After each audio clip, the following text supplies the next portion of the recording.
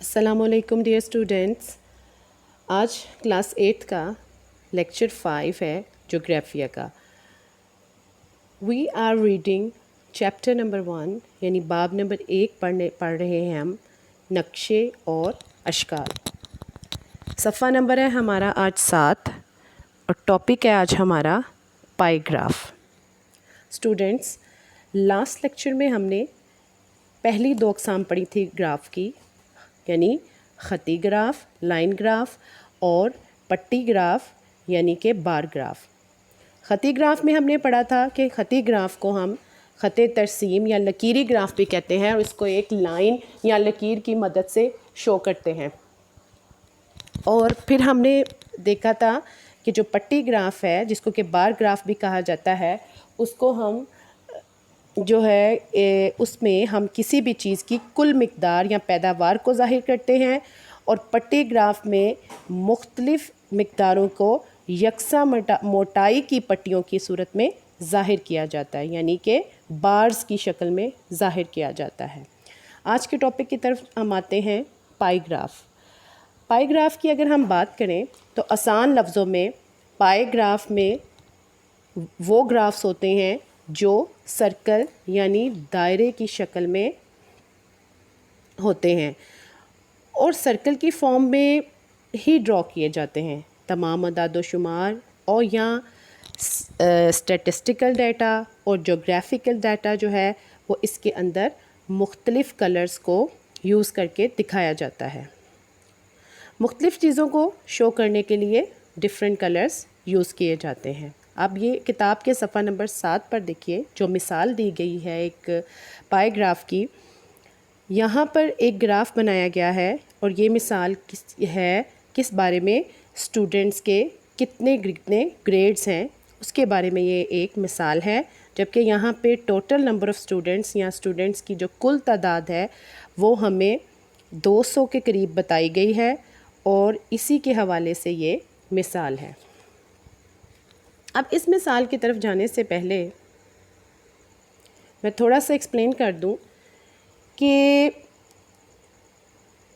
इसमें सबसे पहले मैं आपको ये बता दूं कि चूँकि ये एक दायरे की शक्ल में होती है, एक सर्कल की शक्ल में होता है ये ग्राफ, तो ज़रा गौर कीजिएगा कि जो एक दायरा होता है या सर्कल होता है वो पूरा 360 डिग्री यानी 360 डिग्री का एंगल होता है या ज़ाविया होता है। और अगर आप इसके 4 हिस्से करें, जैसा कि आप देख सकते हैं कि इस डायग्राम में मैंने इसको 4 हिस्सों में तकसीम किया एक दायरे को, तो क्या हुआ, 1/4 हिस्सा यानी कि 1/4 जो इसका था वो एक राइट एंगल ट्रायंगल बन गया, यानी कि 90 डिग्री का ज़ाविया उसने बनाया। इस तरह ये चारों जो हैं वो 90 डिग्री एंगल्स हैं, यानी 90 डिग्री का ज़ाविया बना रहे हैं, इसलिए ये इनको इंग्लिश में राइट एंगल ट्रायंगल कहा जाता है। ठीक है, तो इस 90 डिग्री के 4 एंगल जब इसमें बन रहे हैं तो इसको हम 90 को जब 4 से मल्टीप्लाई करते हैं तो ये हमारे पास आता है 360।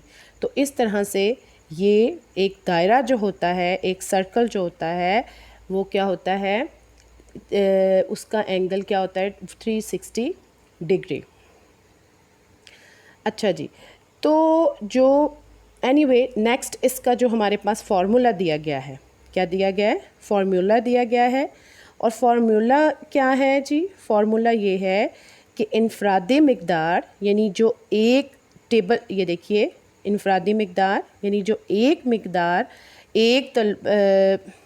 40 तलबा यानी कि A+ ग्रेड के जितने तलबा हैं उनकी मिक़दार यानी 40, ये होगी इनफरादी मिक़दार, और मल्टीप्लाइड बाय 360 यानी कि 360 यानी कि जो एक दायरे का एंगल होता है, यानी एक मिक़दार जो है गिवन जो क्वांटिटी है उसको हम 360 से क्या करेंगे, ज़रब देंगे और फिर नीचे हम उसको डिवाइड किससे करेंगे, कुल मिक़दार से यानी टोटल क्वांटिटी से। और टोटल क्वांटिटी यहाँ पे क्या है, कुल तादाद 200। तो फिर अब ये जो फार्मूला है, इस फार्मूला की, क्योंकि हमने ये डाटा सर्कल के अंदर ड्रॉ करना है, तो उससे पहले बहुत इम्पॉर्टेंट है कि एक वैल्यू हमें पता चल जाए कि हमारे पास जो एक एग्ज़ाम्पल दी गई है इसमें से आपको एक करके दिखाती हूँ कि हम कैसे इसकी वैल्यू निकालेंगे। तो फिर आपको आइडिया हो जाएगा कि किस तरह से हर ग्रेड की अलग अलग वैल्यूज़ हम निकाल के, तो इसके अंदर जो है ये देखिए, इसके अंदर हम सर्कल डिफरेंट एंगल्स शो करेंगे, और जिससे हमारा एंगल्स को शो करने के बाद टोटल 360 डिग्री का मिला के हमारा एक एंगल बन जाएगा। ठीक है, फार्मूला हमारे पास है। फिर देखिए, इनफरादी मिकदार ज़रब 360 बटा कुल मिकदार, यानी कि given quantity of one grade multiplied by 360 यानी कि जो कि हमारा दायरवी शक्ल सर्कल फॉर्म का ज़ाविया है, और कुल मिकदार से इसको हम डिवाइड करेंगे तो हमारे पास क्या होगा, तो हमारे पास एक वैल्यू आ जाएगी। ठीक है, अब फार्मूला के मुताबिक अगर हम मिसाल देखें तो ये देखिए, मैंने एक जो है वो वैल्यू उसको हल करके दिखाया है, बाकी आप ख़ुद घर में हल करेंगे इसी तरीक़ा से। ठीक है, आप देखिए फार्मूला है इनफरादी मिकदार ज़रब 360 तकसीम कुल मिकदार। तो एक तरफ ग्रेड दिए हुए हैं, एक तरफ तलबा की तादाद है। अब A+ ग्रेड कितने तलबा के हैं? 40 के। तो सबसे पहले क्या करेंगे, according to formula for A+ grade हम करेंगे 40 डिवाइडेड बाय 200 मल्टीप्लाई बाय 360, यानी कि हमने एक इनफरादी मिकदार को जो कि A+ वाले बच्चों की थी, जो कि 40 थी, उसको हमने ज़रब दे दी 360 डिग्री से, जो कि एक सर्कल का एंगल है, और डिवाइडेड बाय हमने इसको कर दिया कुल मिकदार से, जो कि स्टूडेंट्स की टोटल यहाँ पे तादाद दी गई है। तो उसको हल सॉल्व देखिए मैंने जिस तरीके से किया हुआ है। ठीक है, इसको सॉल्व करने के बाद हमारे पास आंसर आया 72, और 72 डिग्री इट मीन्स के स्टूडेंट्स की ये देखिए 72 डिग्री आंसर आया तो 72 आपके पास ये एंगल निकला है। ये जो 72 आंसर आया है ये 72 डिग्री का एंगल निकला है। और आप अगर यहाँ पे देखें कि पहला जो उन्होंने ड्रॉ किया है, ये देखिए यहाँ पे अगर देखें तो पहला जो उन्होंने एंगल ड्रॉ किया है सर्कल में, वो उन्होंने 72 यानी 72 डिग्री का एंगल ड्रॉ किया हुआ है। With the help of D you can C easily a D like a half circle in this diagram. यानी आप एक यहाँ पे देखिए उन्होंने डी रखी हुई है हाफ सर्कल पे, और एक सेंट्रल पॉइंट ड्रॉ किया है, और उसके बाद उस सेंटर पॉइंट से उस डी पे को रखते हुए उन्होंने 72 डिग्री का इसमें एंगल ड्रॉ किया है। ठीक है, आप बखूब, और अगर आपको यहाँ पे वाज़े नहीं हो रहा तो you can see it on your book. आपके पास आपकी किताब है, आप बड़े गौर से उसको सामने रख के देख सकते हैं। इसी तरह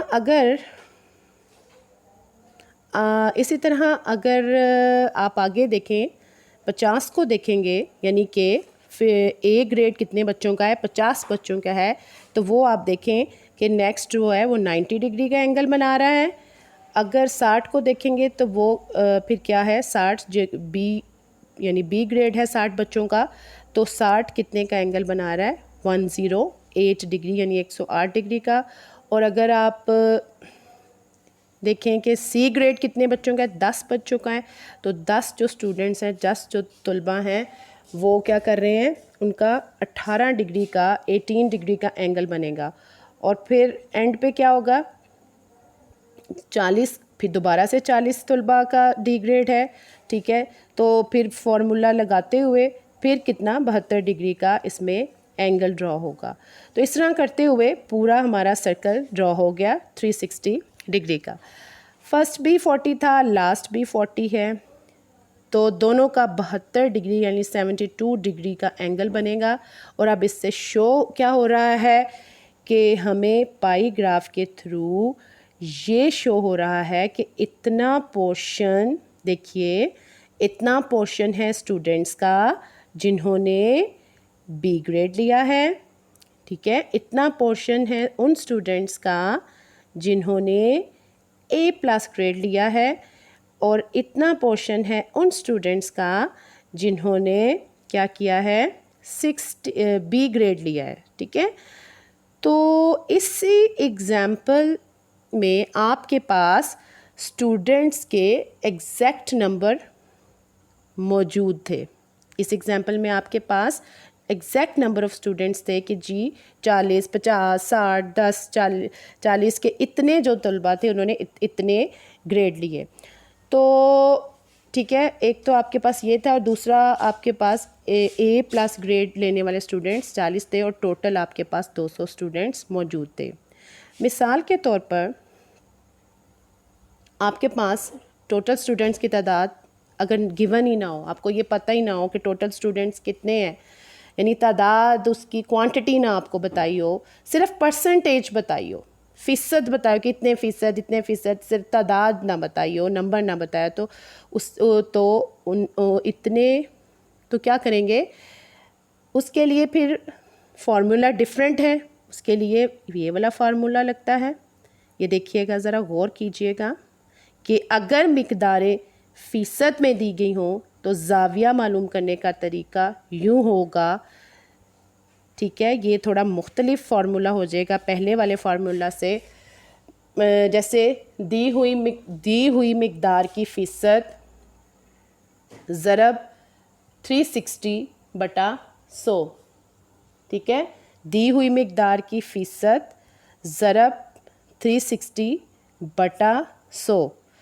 और उस पिछले फार्मूला में हम क्या कर रहे थे, पिछले फार्मूला में हम कर रहे थे इनफरादी मिकदार ज़रब 360 तकसीम कुल मिकदार, यानी कि one individual value multiplied by 360 and divided by total quantity. और इधर हम अब जबकि हमारे पास नंबर ऑफ़ स्टूडेंट नहीं है, एग्जैक्ट क्वांटिटी नहीं है, सिर्फ हमें परसेंट बताए हुए कितने परसेंट का ये ग्रेड है उतने परसेंट का, तो हाँ उसके लिए फार्मूला हमारा डिफरेंट हो गया। हमारा फार्मूला हो गया कि हमने जो हमें परसेंटेज दी हुई है उसको हमने 360 से मल्टीप्लाई करने के बाद 100 से डिवाइड कर देना है, ठीक है। तो इसके लिए फिर ये फार्मूला आ रहा है जो कि तकरीबन है तो सेम ही, सिर्फ फ़र्क ये आ रहा है कि आप ऊपर देखिए दी हुई मिकदार की फ़ीसद यानी परसेंटेज वैल्यू लिखेंगे और उसको फिर आप 100 से क्या करेंगे, डिवाइड कर देंगे। अब परसेंटेज का एक्चुअली बच्चों मतलब ही होता है आउट ऑफ 100। परसेंटेज का एक्चुअली मतलब क्या होता है, आउट ऑफ 100। तो ऊपर आप क्या कर रहे थे, गिवन क्वांटिटी कोई भी या जो कोई भी इनफरादी जो है इनफरादी मिकदार जो थी उसको आप क्या कर रहे थे, उसको आप टोटल क्वांटिटी से डिवाइड कर रहे थे 360 से मल्टीप्लाई करने के साथ। तो अब परसेंटेज वाले फार्मूला में क्या हुआ कि परसेंटेज का जब आप फार्मूला यूज़ करेंगे तो उसमें परसेंटेज का मतलब ही ये होता है कि आउट ऑफ 100। और दोनों फार्मूलाज में क्या कर रहे हैं हम, इस फार्मूला में भी हम 360 से मल्टीप्लाई कर रहे हैं परसेंटेज वाले में, और जो प्रीवियस फार्मूला था जिसमें इनफरादी मिकदार थी और कुल मिकदार से डिवाइड करे थे उससे में भी हम 360 से इसको मल्टीप्लाई करेंगे, ठीक है। उसके अलावा ये जो यहाँ पे वैल्यूज़ दी गई हैं, देखिए ये जो वैल्यूज़ दी गई हैं ग्रेड ए के कितने तलबा हैं, ग्रेड बी के कितने हैं। तो ग्रेड ए के जिनका ग्रेड ए प्लस था उसका तो मैंने यहाँ पे वैल्यू निकाली, 72 डिग्री का एंगल बनाया उन्होंने। तो अब आपने क्या करना है कि वैल्यू जिनका ग्रेड ए है 50 बच्चों का या 60 का, उनकी इसी फार्मूला के तहत इसी प्रोसेस से करते हुए आपने घर में इसकी वैल्यूज़ निकालनी है और उसको नोटबुक पे इसी तरह से ड्रॉ करना है। मैंने आप चेक करना है आपका ये काम, ठीक है। तो आप उसको ज़रूर घर में निकाल के देखिएगा। अब इसके बाद अगर हम बात करें कि जो पाई ग्राफ्स हैं हमारे, ठीक है, उसकी खूबियों और ख़ामियों की अगर हम बात करते हैं कि पाई ग्राफ में की कुछ खूबियाँ भी हैं, जैसे पिछले ग्राफ्स में हमने पढ़ा कि उनकी कुछ खूबियाँ भी होती हैं, उनकी कुछ ख़ामियाँ भी हैं, इन ग्राफ्स में भी इसी तरह इनके कुछ मेरिट्स डीमेरिट्स हैं। आप देखिए पाई ग्राफ्स के जो मेरिट्स खूबियों की अगर हम बात करें तो सबसे पहली खूबी ये है कि जब भी आप पाई ग्राफ ड्रॉ करते हैं तो ये इसका सबसे पहली खूबी ये है कि ये कम जगह लेता है as compare to the line graph and the bar graph, यानी ख़ती ग्राफ या बार ग्राफ की निस्बत जो हमारा पाई ग्राफ है वो बहुत कम जगह घेरता है। ठीक है, पाई ग्राफ के अंदर आप सर्कल बड़ा भी बना सकते हैं और छोटा भी बना सकते हैं, ये आपकी अपनी चॉइस पे है। ठीक है, लेकिन लाइन ग्राफ और बार ग्राफ यानी ख़ती और पट्टी ग्राफ में आप इस तरह से अपनी चॉइस से उसका साइज़ छोटा बड़ा नहीं कर सकते, वो अकॉर्डिंग टू एक पर्टिकुलर स्केल के मुताबिक आपको उसमें चलना पड़ता है। उसके अलावा इसका दूसरा फ़ायदा ये है कि यहाँ पे आप परसेंटेजेस को आराम से शो कर सकते हैं, जैसे कि हमने किया इस फार्मूला को यूज़ करते हुए, अंडरस्टैंड। तो क्योंकि हमारे पास परसेंटेज का फार्मूला यहाँ पे मौजूद है, तो इस फार्मूला को यूज़ करते हुए हम बड़े आराम से इसमें परसेंटेजेस को शो कर सकते हैं। इसी तरह देखिए, अगर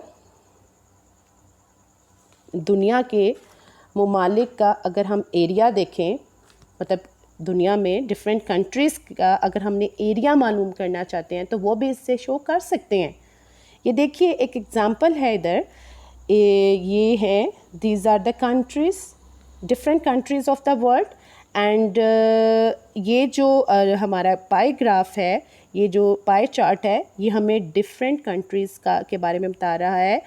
इसमें एक्चुअली इसमें शेडिंग वाला मेथड भी यूज़ हुआ, यानी कि डिफरेंट शेड्स के ज़रिए हमें शो किया गया है कि पाई चार्ट ड्रॉ करके कि कितना एरिया है इन कंट्रीज़ का वर्ल्ड में, दुनिया में। जैसे आप देखिए, यू कैन सी चाइना को रेड कलर से शो किया गया है, इंडिया को पर्पल कलर से, यूनाइटेड स्टेट्स को ग्रीन कलर से, इंडोनेशिया को येलो कलर से, ब्राज़ील को शॉकिंग पिंक कलर से, पाकिस्तान को ब्लू कलर से और बांग्लादेश को लाइट पिंक कलर से, कॉफ़ी पिंक कलर जो होता है। तो ये देखिए बच्चे, गौर कीजिएगा थोड़ा सा कि ये देखें, सबसे ऊपर देखिए बांग्लादेश आप जैसे कि आपने देखा कि वो बांग्लादेश का कलर है लाइट पिंक, तो बांग्लादेश का एरिया बहुत कम है पाई चार्ट में। ठीक है, उसके बाद पाकिस्तान का एरिया कितना है, ब्राज़ील का कितना है, इंडोनेशिया का कितना है, यूनाइटेड स्टेट्स का कितना है, इंडिया का कितना है, चाइना का कितना है, ये सब हमें पाई ग्राफ में बड़ा आसानी से डिफरेंट कलर्स यूज़ करते हुए शो हो रहा है कि जी इतना एरिया है। बड़ा खूबी हम इससे मालूम कर सकते हैं। और ये देखिए कि एक सर्कल है, एक सर्कल की मदद से हम दिखा सकते हैं कि भाई कितना पोर्शन किस कंट्री का दुनिया में है। अब अगर हम ख़ामियों की बात करें तो ख़ामियाँ भी हैं इसमें। इसकी सबसे बड़ी जो ख़ामी वो ये है कि आपको चूँकि यहाँ पे कैलकुलेशंस करनी पड़ती हैं और आपको यहाँ पे डिवीज़न मल्टीप्लिकेशन करनी पड़ती है क्योंकि फार्मूला इस्तेमाल होता है। तो यहाँ पे डी को यूज़ करना होता है, एंगल्स भी आपने मालूम करने होते हैं, तो ये फिर क्या होता है, काफ़ी ये कॉम्प्लिकेटेड हो जाता है। ठीक है, तो इसके लिए ये डिपेंड करता है कि आपका मैथ कितना अच्छा है। अगर आपका मैथ्स अच्छा है तो ये आपके लिए इजी है, वरना कॉम्प्लिकेटेड है। तो तब ही ये ग्राफ कामयाब होगा अगर आपका मैथमेटिक्स अच्छा होगा। यही इसकी, और दूसरी इसकी खामी क्या है, दूसरी इसकी एक और ख़ामी भी है कि यहाँ पे पाई ग्राफ के तरीके में सेक्टर बनाना और फ़ीसद मिकदार निकालना ज़रा मुश्किल और मेहनत तलब है, और इसके ज़रिए, इस ग्राफ के ज़रिए दर्जा हरारत, बारिश, हवा का दबाव वगैरह का इजहार मुमकिन नहीं होता, जो कि हम ख़ती ग्राफ में या दूसरे बार ग्राफ में इजीली शो कर देते हैं। अंडरस्टैंड। नेक्स्ट देखिए, एक और मिसाल है हमारे पास पाई ग्राफ की। ये देखिए, ये बड़ी बेहतरीन मिसाल है हमारे परसेंटेज ग्राफ्स की, फ़ीसद ग्राफ की बड़ी ज़बरदस्त मिसाल है। देखिए, इसमें पाकिस्तान पॉपुलेशन प्रोविंस वाइज हमें बताई गई है वे परसेंटेजेस शो करके in different colours in pie, in the form of a pie chart और अ पाई ग्राफ। देखिए, इसमें सबसे पहले Sindh 23.6%, you can see, Punjab 54.1%, Khyber Pakhtunkhwa 15%, Gilgit Baltistan 1.2% and Balochistan 6.1%. So this pie chart is a very good example of a percent to show percentages. ठीक है, ये percentages को, फ़ीसद को शो कर रहा है, जैसा कि हमने पीछे पढ़ा। ठीक है, मुझे उम्मीद है कि आपको बड़ी अच्छे से समझ आ गई होगी आज के पाई चार्ट के बारे में। चलिए बेटा, अब आपका होमवर्क ये है कि एक तो आपने जो आपकी बुक में ये देखिए ये वाला पाई चार्ट है, इसको आपने ड्रॉ करना है, इस एग्जाम्पल को। ठीक है, इसमें पाई चार्ट ड्रॉ करना है आपने ये वाला। फिर उसके बाद आपने ये टेबल ड्रॉ करना है जिसमें ग्रेड्स और तलबा के बारे में बताया गया है। इसको पूरे को ड्रॉ करने के बाद आपने बिल्कुल इसी फार्मूला को यूज़ करते हुए, जो कि मैंने यहाँ पे यूज़ किया, आपने डिफरेंट वैल्यूज़ जो हैं, डिफरेंट ग्रेड्स की जो वैल्यूज़ निकालनी है, एंगल्स निकालने हैं। ठीक है, जैसे कि A+, A, B, C, D के लिए, तो मैंने A+ के लिए निकाला, आप बाकी निकालेंगे यहाँ पे और फिर उसको अपने रजिस्टर में नीट एंड क्लीन लिखेंगे। इंशाल्लाह मैं ज़रूर चेक करूँगी। और इसके अलावा आपने चैप्टर की इस टॉपिक की बहुत अच्छे से रीडिंग करनी है, इसकी खूबियों खामियों को पढ़ना है, फार्मूलाज को देखना है, डायग्राम्स को समझना है। और इन आगे जो मैंने आपको और डिफरेंट 2 टाइप्स के आपको मैंने पाई चार्ट्स और दिखाए हैं, पाई ग्राफ्स, जिसमें एक परसेंटेज की मिसाल है, परसेंटेजेस शो कर रहा है, और एक एरिया को, डिफरेंट कंट्रीज़ के एरियाज़ को शो कर रहा है इन डिफरेंट कलर्स। सो स्टूडेंट्स, कल फिर मिलेंगे इंशाल्लाह नेक्स्ट लेक्चर के साथ, और इस उम्मीद के साथ कि इंशाल्लाह आप मेरे लेक्चर को बहुत ध्यान से, बहुत अटेंटिवली पढ़ेंगे, समझेंगे, याद करेंगे और इसको ड्रॉ भी करके देखेंगे। और इस एक मैसेज के साथ हम आज का लेक्चर ख़त्म करते हैं। Work hard, dream big.